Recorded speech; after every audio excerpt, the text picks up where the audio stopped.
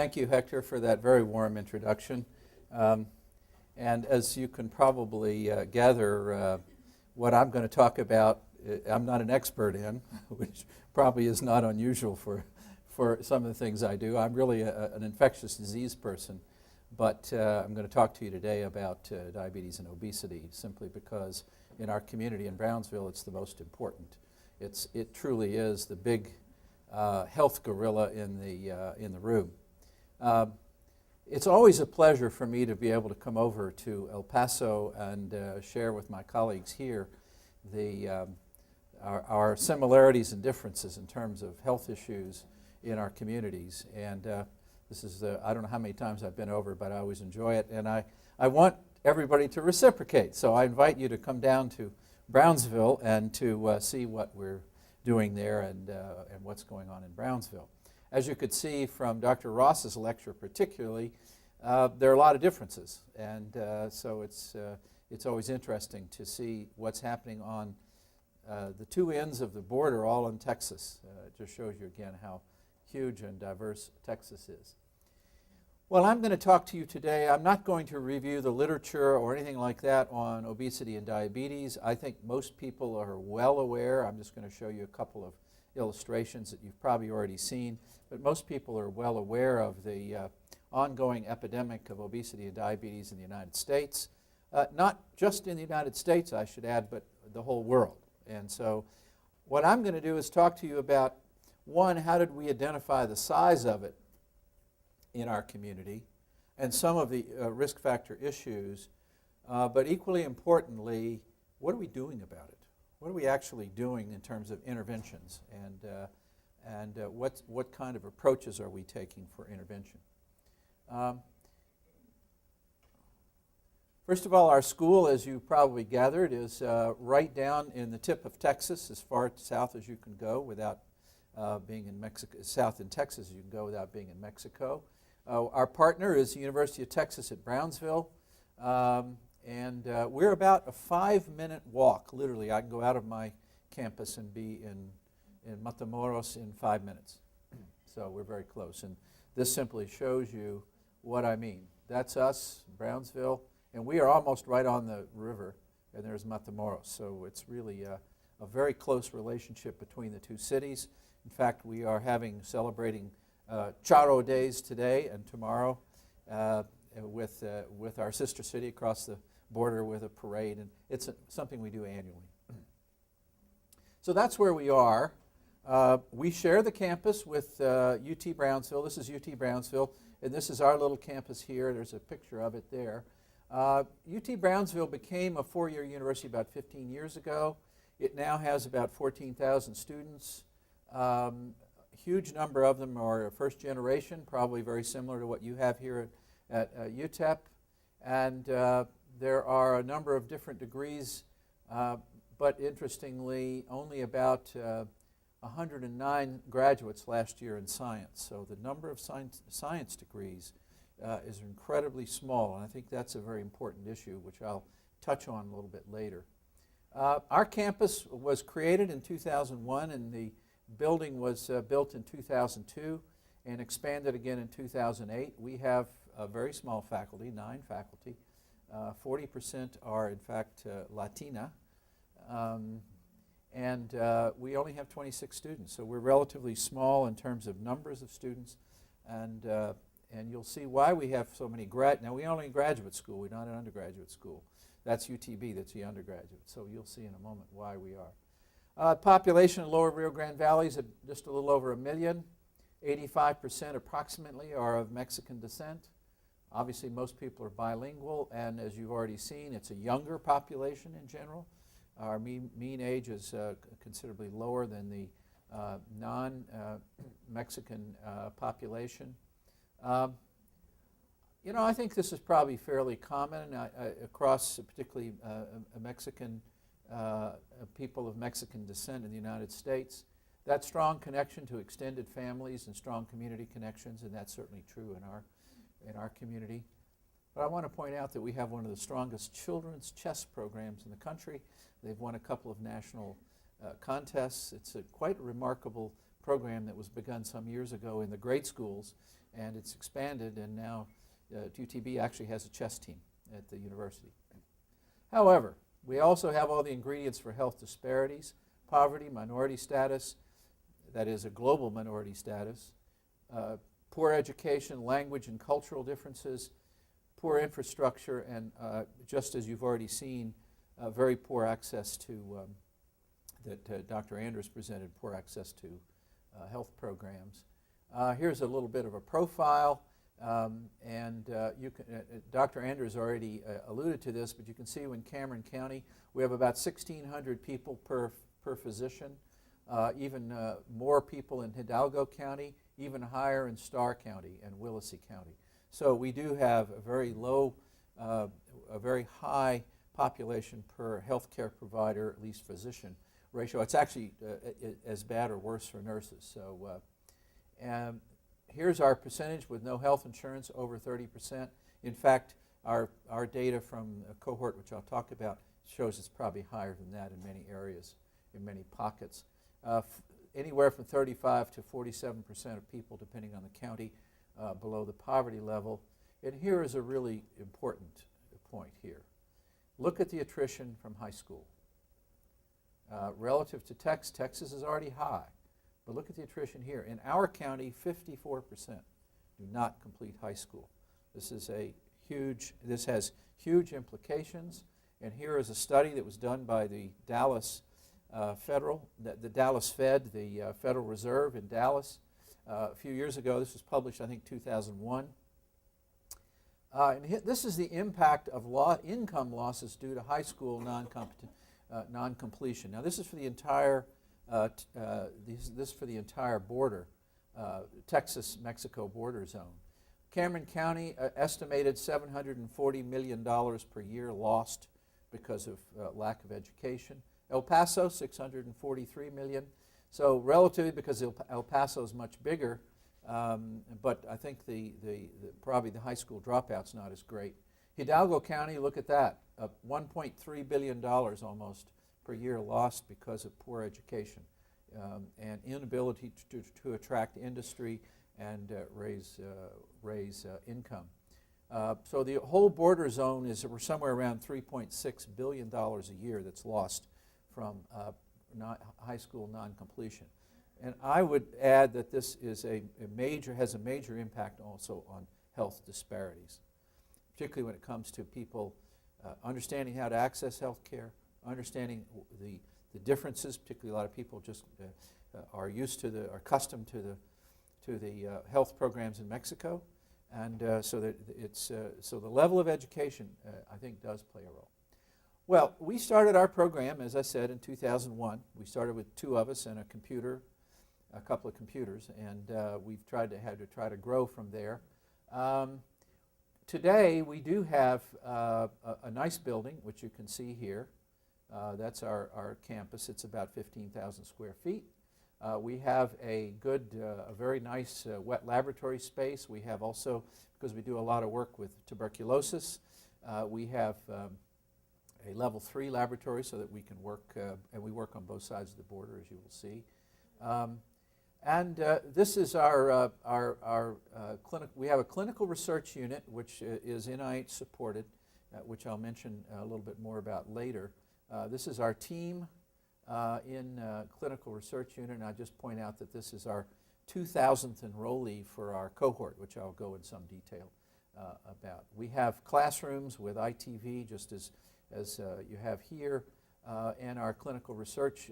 What makes our clinical research unit different is that we have a local physician who grew up there, who is a director, the clinical director, and so it puts her in contact with an awful lot of clinicians in our area. Now, I want to talk to you again mainly about what we're doing about obesity and diabetes, and I'm going to start off with telling you how we, first of all, defined the problem, because while we all knew that it was a problem, there's a difference between knowing something is a problem and knowing how large the problem is. And so we created the Hispanic Health Research Center through our first grant, which was in 2003, an export grant, which is similar to the grant that you had here.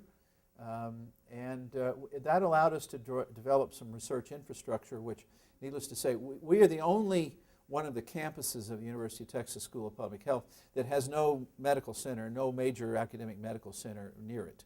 And so it's a little different when you're trying to set up facilities without that sort of infrastructure already in place.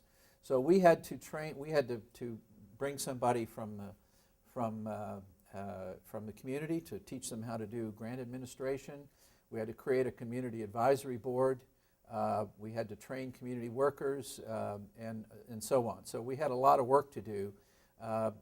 And our research program in those early days was focused around major health disparities of obesity, diabetes, and we've added some infectious disease and mental health because they're closely related to diabetes. One of the key parts of our program is our community advisory board. It is, we try to use as many elements of community-based participatory research as we can. We believe that we wouldn't have any reason to be there if we weren't going to work on problems in our community and work with our community. There certainly wouldn't be any reason for me to go to Brownsville and work on Ebola virus, for example. So that's not what we set out to do. It might be, I might spend a lot of time at the beach if I were doing that. So we created our community advisory board made up now of about 50 people from all sorts, from all walks of life, anywhere from the epidemics of obesity that are ongoing almost everywhere, except in the very poorest of countries. This is what the map of obesity looked like in 1991. And as you can see, that most of it was blue, which means that we had this color blue, so it's kind of less than 10%, or light blue, 10 to 14%, or light blue, which is less than 10%. A few places where we had no data. A few dark blue spots. But just in the period of 13 years, we now have whole areas that are, that's covering it over, that are over 20% levels of obesity. In fact, some are 25% or more. And that's what's happened just in the period of about 13 years. Now, these data are based on the behavioral risk factor surveys that CDC does each year in various states and in the United States as a whole. Along with this has come the trends in diabetes, and you can see the same kinds of patterns. We went from light blue and medium blue and dark blue now to new colors of red and gold, because we couldn't keep up with the colors in terms of the rates of the incredible rates, increasing rates of diabetes. So just to remind you that everyone is aware of this. This is a huge problem, and obviously it's, I think, one of the things at the root of our increasingly high health care costs in the United States. So for our community, as people said, you could walk around the mall and go into any of the renal dialysis centers that work 24/7 and figure out what the problems are, or at least the major problems. Not the only problems, but certainly the major problems. What we didn't have was a quantitative definition. Well, how big is big? Is it really big? Is it a little bit big? Is it middle big? How big is big? And so to try to figure that out, because it does relate to decisions that are made and to resources, we created the Cameron County Hispanic Cohort. It's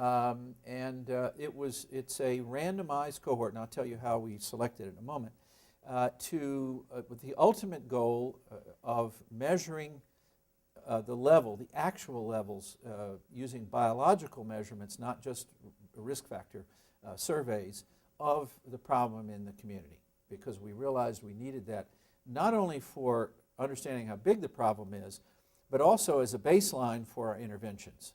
Because we can do a lot of interventions and we can do a lot of things that are kind of nice and warm your heart, but unless we can measure whether they have any impact, they don't mean much. So we needed some baseline. So what we did was and obviously all of this is always controlled by how much resource you have.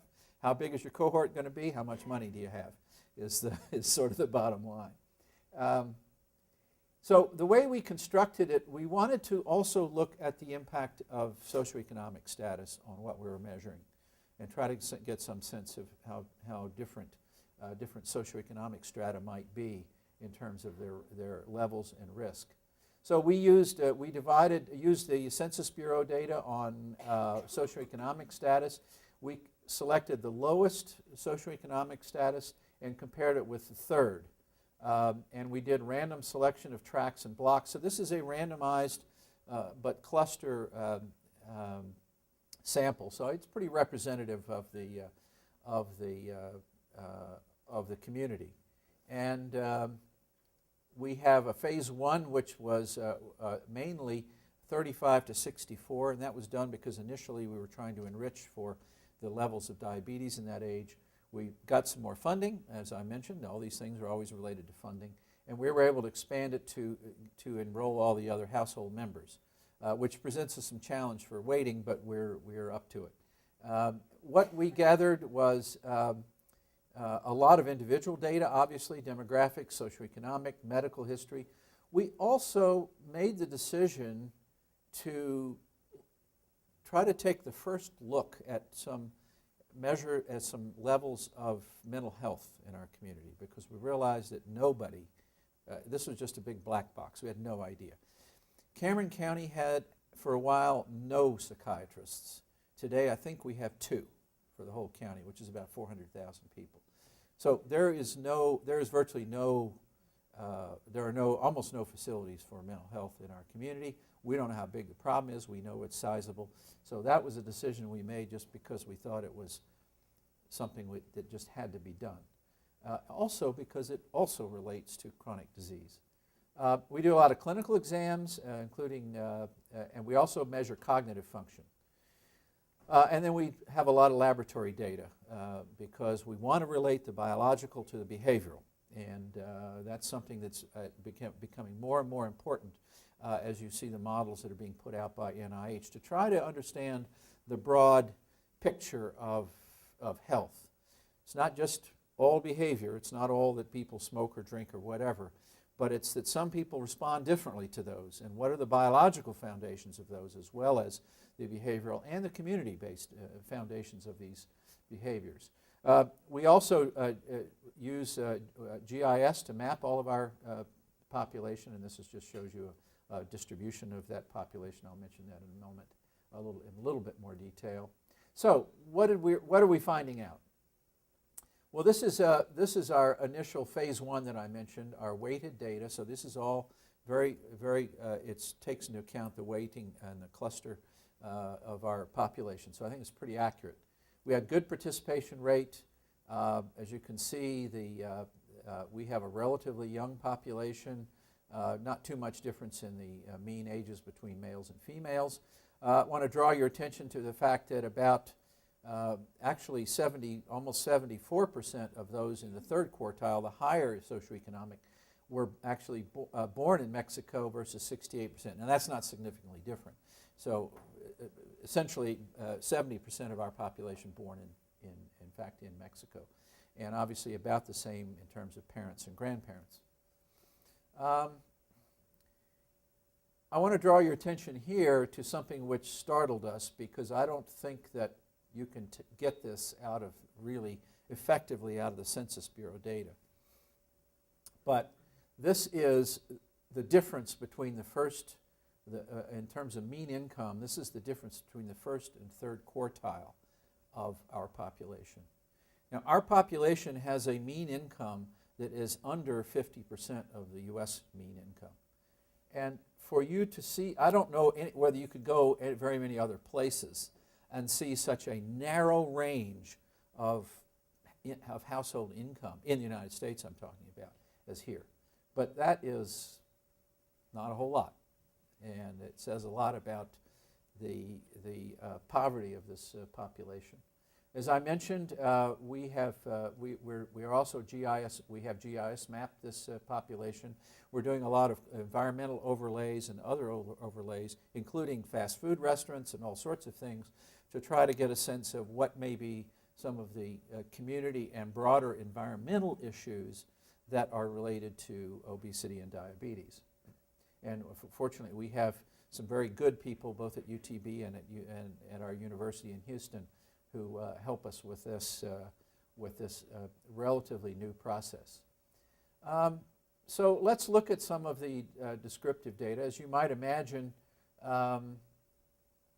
first of all, we see about the same percentage of males and females in the two SES groups, and as I mentioned already, about the same place of birth. There is a difference, a significant difference, however, in levels of education. Not surprisingly, and this is just duplicated. It just suggests that our sample is good, because there are reams of data out there to show the relationship between education and income, and so we were able to demonstrate that quite clearly. Interestingly, more people in the higher SES. Remember, I told you more were born in Mexico, and more had their education in Mexico, which is interesting.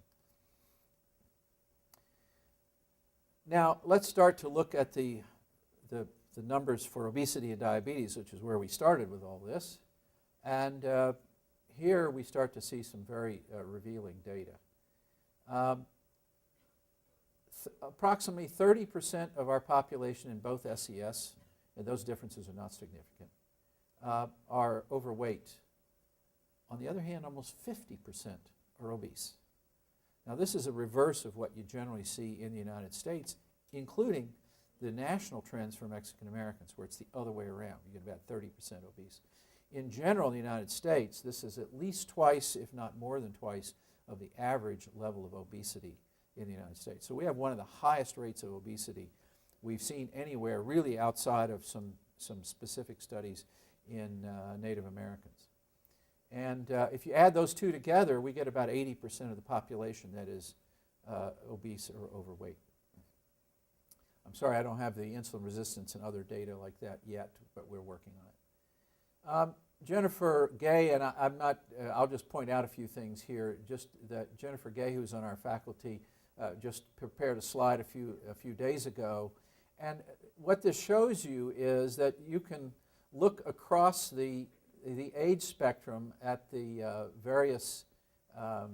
at males and females, and this just shows you the ages here, and you will see that the percent fat mass, for example, that we measure here is abnormally high in virtually all ages, or almost all ages for males, and as well as for females. So that just corroborates that it's kind of across all the ages. And the same for BMI. You can see that the average BMI, except for this age group right here, is obese. Not even overweight, it's obese for all of the males. And it's very close, except for this younger female, it's also it's obese for all the females. So once again, this is these are fairly important numbers. If you look at our data compared to the national data, then you can see that the total levels of diabetes for all age groups are higher in our population, except, well, this is just the national average for everybody, but you can see most of our age groups well surpass total diabetes, and we have also a very high proportion of undiagnosed diabetes, and I'll show you some data on that in a moment, because that is going to be an interesting one to look at with SES. So by the age of 30, more than a third are obese already, and over 30, more than half. Obesity in younger men is marked. We don't know whether it's a cohort effect, but these are the males. You can see it drops off. And it's quite a bit more than the females. We don't know whether this is some kind of cohort effect or whether this is something that has been around for a long time. Here is one of the things that we did learn with the SES. Our levels of self-reported diabetes are roughly the same. They're not significantly different. Here you see the odds ratios. Undiagnosed diabetes, 3.5, almost 4 times, well, 3.5 times the rate in the lowest, in the poorest, compared to the third quartile. Now, we are all a little bit surprised that that small difference in income would be manifest in something like this. But in fact, what you can see is that the poorest of the people are walking around and simply do not get screened, don't know they have diabetes. As you know, with type 2 diabetes, it's entirely possible to walk around for a long time with blood sugars of 300. You adjust to them, or 400, and not know it. It's not like type 1 diabetes. So overall, if you add up self-reported and undiagnosed diabetes, in the lower SES, it's almost 23%. That's almost a quarter of the population already with diabetes in that. And here, almost a fifth of the population in the higher SES. So when you look overall then, about 20% of our population, 1 out of 5, has diabetes. In terms of impaired fasting glucose, you can see here that there is also a higher rate although it's not statistically significant. But once again, you see if you add all these together, you're talking about over 40% of our population have abnormal glucose metabolism. And that is very frightening. Again, I'm sorry, I just should have taken that off the slide, but I forgot to. So when you look at all that, we have a population that's very obese and has very strong, very high levels of impaired fasting glucose. By the age of 50, over half have impaired glucose metabolism and a third have diabetes. And you can see that in the rates of amputations in our, I once was in the outpatient surgical ward of our main hospital. And so I asked the nurse, the head nurse there, what's the most common thing you see every day? Oh, and she hesitated not 1 second and said, oh, complications of diabetes. All sorts of complications of diabetes, debridement of wounds, amputations, all sorts. Well, they don't do amputations in the outpatient department, but they take care of them after they've been amputated until they're healed. So that, without hesitation, that's what she said. And it certainly would be predictable from this. Nearly half of our population with diabetes is on no medication of any kind. Now, we were very careful about this in our survey. We actually asked them to bring in the medications. We wanted to see what they were taking. We listed every single medication. And just almost half are receiving no medications for their diabetes. This is reflected in when you look at the HbA1cs, the glycosylated hemoglobin levels in our population. This is our participants with diabetes, and the arrow falls about 8.5. This is the national mean, which falls around, 6.5, just below 7.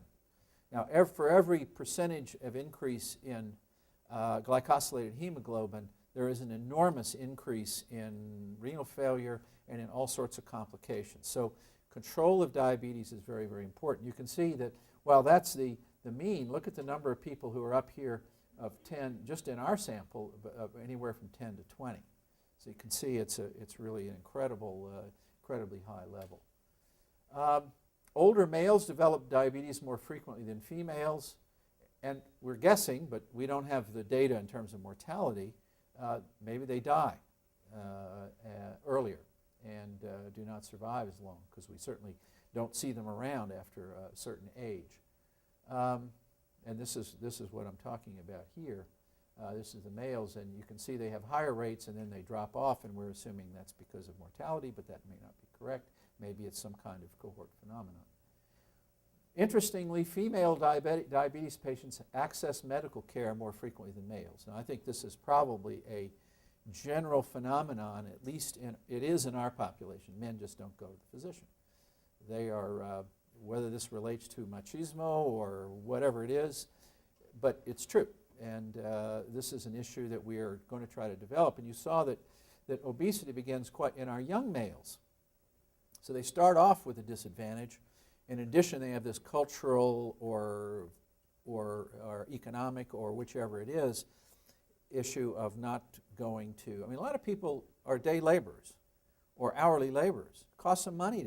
Nobody's going to pay them to take half a day off to go see a physician. You see with the levels of physicians we have, people aren't going to do that. So it's not just an issue of, I don't want to see the doctor. It really is truly an economic issue as well. Now, we have the larger, and this is unweighted data here, but it just simply reinforces what we see pretty much across the board. The levels of obesity, undiagnosed diabetes, and so forth. And I won't, the one thing I did want, I know why I put this in, sorry. Here we do have some data, I just haven't translated them over. And one of the interesting things that we see is very high rates. These are all above normal rates, means, of insulin resistance across all ages and both sexes. Interestingly, inflammatory marker of C-reactive protein is not commensurate. Those are all normal levels. Now, we don't know whether this is maybe this is has something to do with the Hispanic paradox. Maybe well be that despite all the risk factors, there are biological issues, that is, they don't develop the kind of inflammation, but this is too early. But it's intriguing. I show you this simply because it's interesting, not because it's yet proven to be true. And there's not much in the literature on inflammatory responses and markers in Hispanics, particularly Mexican Americans, so we don't have much to compare that with. So what are our preliminary data highlights? 50% of the entire population is obese, further 31% are overweight, 19% of the population, nearly 20% actually has diabetes, 5%, that is a quarter of all of the diabetes is undiagnosed. So 5% of the population has undiagnosed diabetes, but a quarter of all the existing diabetes is going undiagnosed.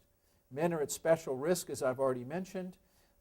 They develop diabetes earlier and more likely to have undiagnosed diabetes.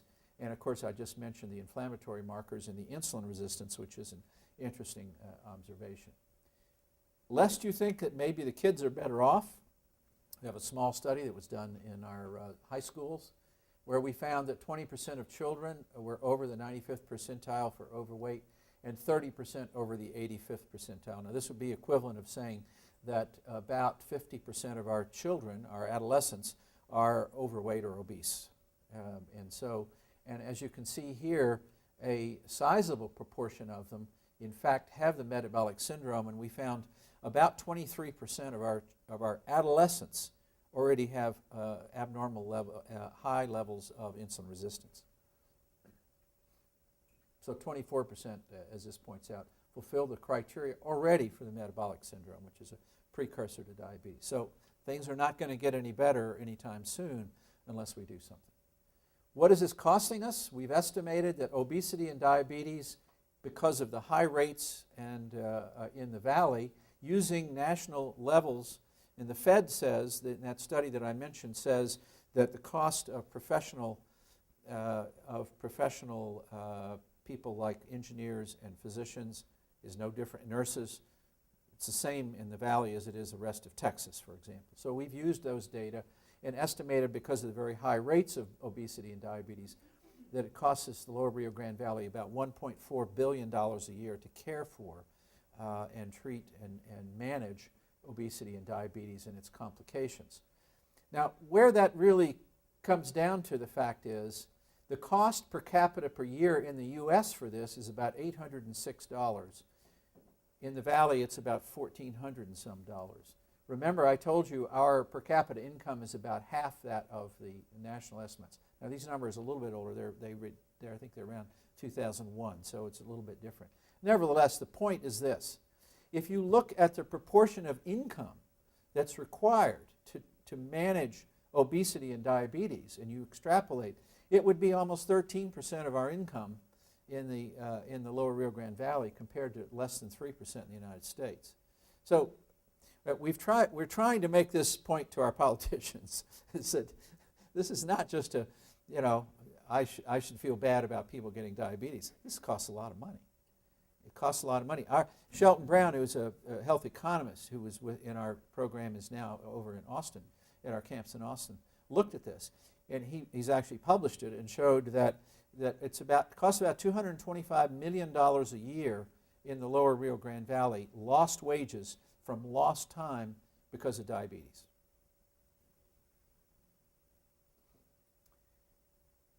We've looked at mental health. This is turning out to be a much more complicated analysis, taking us longer than I would like. But what we've seen so far is depression rates are among the highest that we've seen in the U.S. Latino population.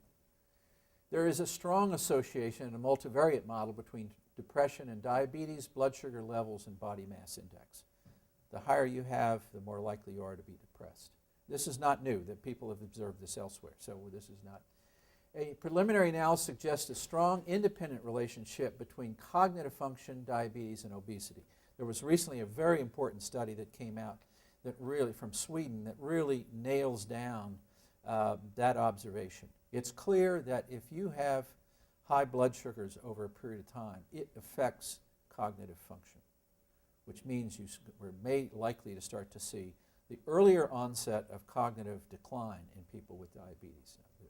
The jury's out, but it's looking more and more like this may be the case. When we finish our analysis, I'm hoping we'll have some input into that debate. I'm going to switch now to something I do know a bit more about, but it still is related to diabetes, so I want to make the point. We started a program funded by NIID and created something called the Nuevo Santander Tuberculosis Trackers. This is a binational program and includes people from both sides of the border. And we have clinics on both sides of the border looking at TB. I'm not going to spend a lot of time with this, except to say this is the area where we work, along here, both sides of the border. This is a very active consortium. And what have we found? We have found that the rates, this is the rate of the proportion of people with TB who have diabetes. So, for example, it goes from anywhere at this age, and this is the age group. And you can see that by the age of 35 to 44, 20% of our TB patients have diabetes, up to a peak of almost 50% when you get to the age of 55 to 64.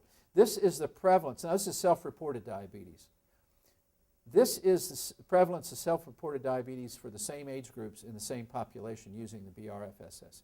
So we have approximately, and this is the same picture in Mexico, exactly the same. We've looked on both sides of the border. So what's telling us, and I don't have a lot of time to go into detail about how we looked at this, but it's 5,000 patients, so a pretty good-sized database. It tells us that for us, in our population, diabetes is by far the biggest risk factor for TB. We have about a 3%. We've measured the rate of AIDS in our TB patients is about 2.5%. So not even close to what it is with diabetes. We found that we're now doing prospective studies. It's 40% now in our prospective study of diabetes and TB. TB patients are more likely to develop diabetes patients with TB are more likely to develop drug resistance. They don't clear the bacilli as quickly in the early phase of treatment, and they have significantly altered immune cytokine responses to TB antigens. So we are now working on some of the biological side, but this has a lot of implications in terms of should we be screening these people, should we be treating them differently if they have diabetes, a lot of issues that aren't resolved.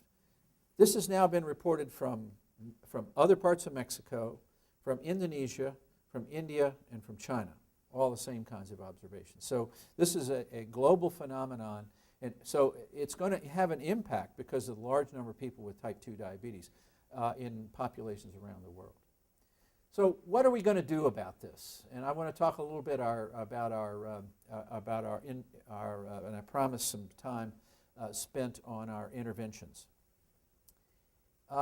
This is one of the ways that we're looking at this is what are some of the neighborhood factors, and this is an overlay showing you where the parks and recreation areas are relative to our population, and you can see they're not very close for the most part. And there aren't a lot of parks anywhere in Brownsville area. So this, we've learned, is clearly an issue that and we have a whole program with our Parks Commission, our City Commission, and others trying to make some changes. We have our clinical research unit, which I've already mentioned, and that's really helping us to continue to probe other areas related to diabetes, such as gestational diabetes. Huge problem in our area. I would bet it's a big issue here as well. So we have studies looking at gestational diabetes going on in our clinical research unit. Here's our team, and let me just talk a little bit more. We're using our community advisory board in a more and more important way to try to get into these interventions. Our interventions include Tu Salud Si Cuenta, which is a media and community-based program, school-based intervention, CATCH, which you're very familiar with here in El Paso because it's a widely used program. We have In Vivo, we have Cancer Education Program with NCI and MD Anderson. We've just started a farmer's market, and I'll just show you. This is kind of repeat of the socio-ecological model, and it was I was thinking about this, that how similarities in so many of these issues. Because obesity and diabetes is a cultural issue, along with probably genetic and a lot of other things, and individual. But it's also one that involves individuals, families in a big way, and community in a big way. And these are the kinds of approaches that we're trying to take. And we're trying to do it at multiple levels. Did decrease compared to other areas, and this has been attributed to CATCH. And so that's been an important contribution. Our Tu Salud Si Cuenta program is its implementation, evaluation of a community-based media campaign led by Belinda Reiniger on our faculty that improve physical activity and healthy food choices. So we use mass media of television, radio, and newspapers, and fortunately we've gotten pretty much free access. We have the most watched television program, Channel 7 in our area, carries regular programs for us, 5-minute segments. And we use behavioral journalism, a very well-known and well-tried, certainly with AIDS and other areas. So we use sound scientific principles here for how we are going about, and this is Dr. Reiniger and her group that does this. We've created walking clubs and walking trails in various parts, and we're measuring to see what does it take to use those, and how do we get people to use them. We have newsletters that are delivered into the communities by our promotoras, and who talk then with the community. These are very brightly colored newsletters that provide information to our populations. We support a lot of programs within the community for exercise. Not that we're going to get everybody in the city doing this, but we want to send a message of its importance. Our Channel 7 program, as I've already mentioned, is a weekly segment on a morning show that has cooking demonstrations, people talking about their experiences, people out of the community talking about their experience of trying to lose weight and eat vegetables, and I'm going to skip over that one. We're working on changing the environment, and resources in the environment clearly influence health status. And so we're trying to create more places to be physically active, access to healthy foods, and access to preventive care. I've already mentioned the walking groups, and here's some pictures of some of our different walking groups, and we have a salsa group and a whole range of things. We're using all of these to measure, to try to understand how do we build and sustain these. We also have a scientific evaluation of exercise interventions, and we're starting to look at that more carefully. I'm not going to read through this whole list, but we're even starting to use accelerometers and GIS mapping to better measure people's levels of physical activity. We've started a farmer's market, and I know there was Bob talked about that, but we've actually started a farmer's market in Brownsville. It has had an incredible response in the press, in the community, and what's happened is that it's now started to demonstrate to local farmers that if they grow some more crops and bring them to the market on the weekend, they can sell them and they can make money. So now we started out with about 8 or 9 vendors. Now we're up to 20. And people now have committed for this coming year for even more. And now we have anywhere from 300 to 600 people coming on Saturday morning. And I think the revenues are now around $5,000 to $6,000 on the morning. And we have very strict rules. You can't go to the packing sheds and bring in stuff. You have to grow it yourself.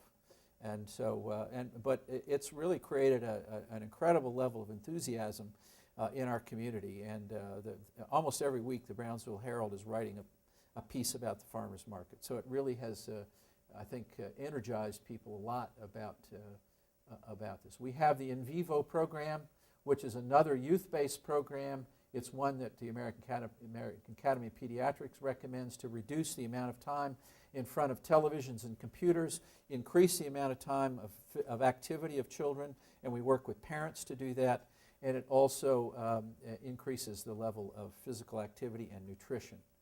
And so we have a focus on environmental or structural changes in community to promote health, how specific projects have applied science to physical activity and healthy food choices, and the importance of translational science to measure these and to get these things out into the community. So I'll end up by just saying a word about what we've learned. People in the lower Rio Grande Valley at all economic levels, education levels and languages, are concerned about their health and that of their children. Let me just say we have a voucher program for our farmers market. So if you're poor, we give you a voucher. You can come and buy your vegetables, give that voucher to the vendors, they give it to us, and we have some funds to pay. We get donations, and so we've now had many hundreds of these vouchers. So people are concerned. They will listen if they have the message and if it's given properly. And if they have reasonable access to the interventions. If you tell them to do something they don't have access to, none of us, no matter what our level of education, we're not going to do it. Single activity approaches are not likely to have a significant impact, so that's why we have multi-level ones. We know that health is inextricably bound to poverty and poverty to education, and so we have a big program to try to improve science education in our population. It's an NIH-supported one, and we're working with the Lower Rio Grande Valley Science Association to improve science education. We have summer workshops for teachers. We bring students in high school to do summer projects and so forth, things I don't have time to talk about. So I'm going to stop there. There'll be a few minutes for questions. This is our group, all of our faculty and staff. We have a tremendous amount of work that goes on in the community, and so we have a pretty big staff that gets out there every day and interacts with our community. And we're also right near the shore. Thank you very much. I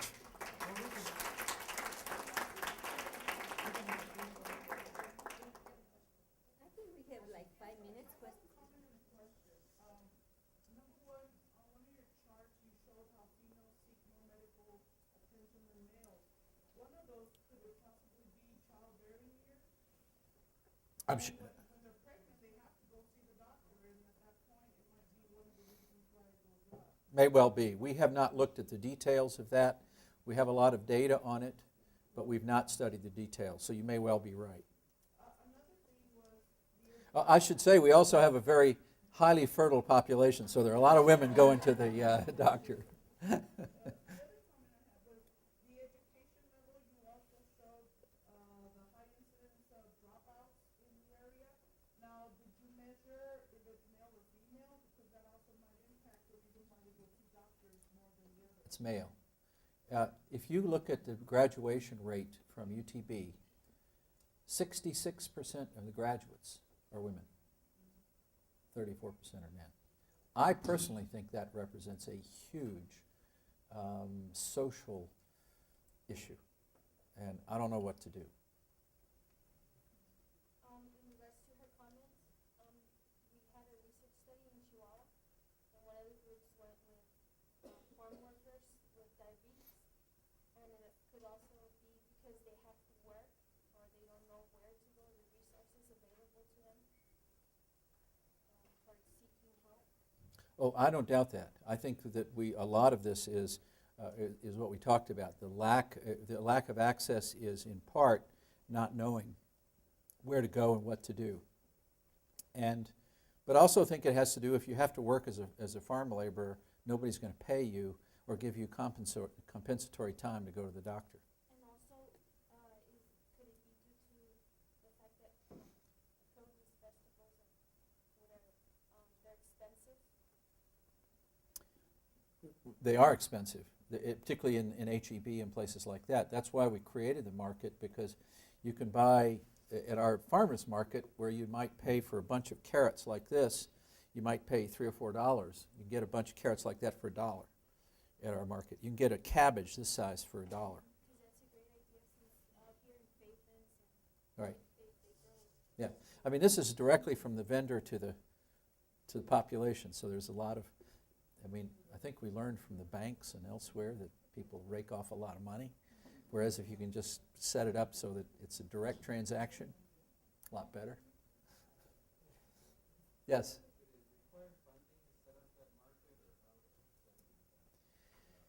It did require some funding. We worked with Subclinica Familiar to get a grant. We wrote a grant together with DSHS that was a modest amount of money, and that allows us to pay half-time person who helps to coordinate with the vendors, because that's the hardest part, is to getting the vendors. We got all of the marketing and everything we got free. A lot of my staff has done it, as part of what we do. We've gotten volunteers from the community. We have a board. We have a farmers market board from the community, and so they do a lot, and it's all volunteer. So really the biggest cost is, and the city gave us the venue, and they actually set up the stalls for us. So we had to do a lot of sort of politicking, but they're really on board. In fact, they've just invited a group of business people, I'm very pleased to say, just got together, invited Dr. Gowan, who grew up there, to run for city commissioner. They've seen what's going on. They say, wow, we'd like to have this kind of leadership on the city commission. So they've asked her to run for city commission. Yes, ma'am.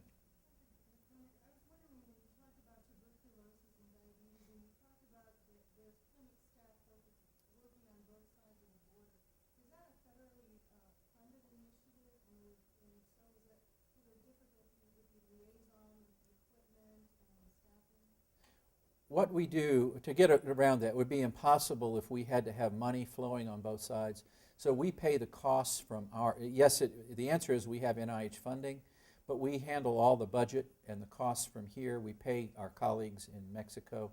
Otherwise, I can tell you it would be impossible. There are some things you have to do. It may sound a little bit paternalistic or colonial, but our colleagues don't care. Well, the nice thing was that they came to us, now we've been working for 4 years together, 5 years together. We've published a number of important papers, all with them. They've all participated in that. They came to us recently and said, this has been so successful. Can we expand it now to include diabetes and women's health? Can we do more? This is the state of Tamaulipas. So we're trying to now see if we can find ways to expand our relationship with our colleagues in state of Tamaulipas.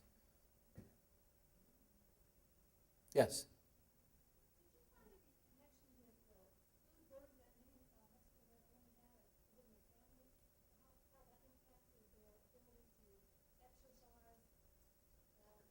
Sorry, I didn't get to the first part.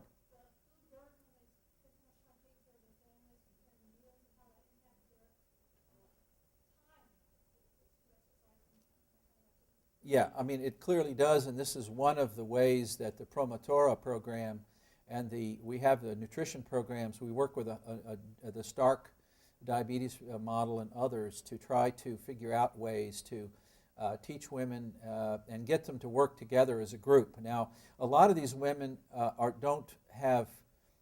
they spend all their time in the home. And so we work with them to choose times in the day when it's possible to do this. And so, yeah, it's hard. Part of the whole business of the walking trails is when you've got poor people who depend on their hourly wage, how do you go about getting them to first, help them understand the importance, but even if they understand it, how do you help them figure out how to do this? And that's part of what we're about. That's part of our research project. I don't have any data to report yet on it, but we are gathering. We do have data. It's just taking a lot of time to get it analyzed and understood. Mm-hmm.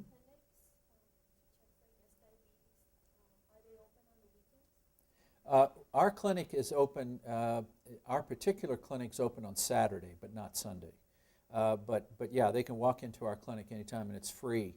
Now, that's a separate sample from our cohort sample, but we have an open policy. Anybody can walk into the clinic and to our clinical research unit and get a full workup for diabetes. And then we contact, if they have a physician, or we contact somebody at one of the federally funded clinics if it appears that they have diabetes. Yes? I may have missed this when you have graphics, but are you making any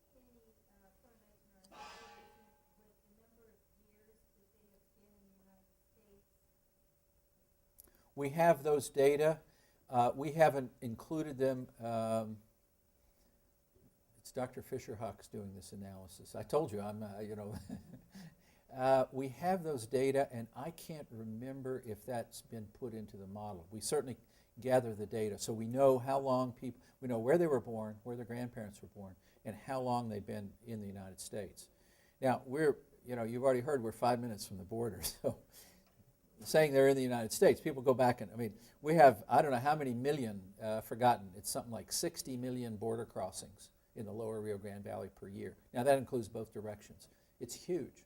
So I think culturally, the river does not represent a difference in cultures. It's just a place. And as long as they don't build some stupid fence, why, it's not going to change. And even if they do build a fence, I don't think it's going to change. As my wife likes to say, if they build a 12-foot fence, there will be a big industry in 13-foot ladders. So, yes. Clarification. You have a slide about the medications that, I don't remember the percentage, but it was like 50% that need medications. Are there patients that have, let's see, there are only patients that need that medication, or there are mixed with the behavioral change therapy and the medication? Well, these are only people who have diabetes who are not on medication. So just under 50% of those with diabetes are not on any medication. So this has nothing to do with any of the other things. It's purely whether they have diabetes and should be on medication and they're not.